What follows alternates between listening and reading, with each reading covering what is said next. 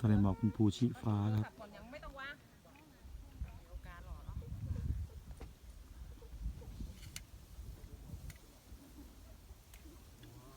เอามาให้ลุงเล็กถ่ายมาโอ้ลุงเล็กใส่หมวกยังไงนี่เลยคนชราเลยนะ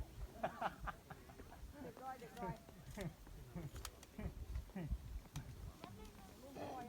พ่อเนี่ย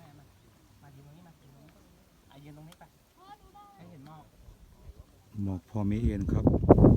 เวลา8 โมงกว่าหมอกบางส่วนก็เริ่มฟุ้ง ไปยืนตรงนู้นสิ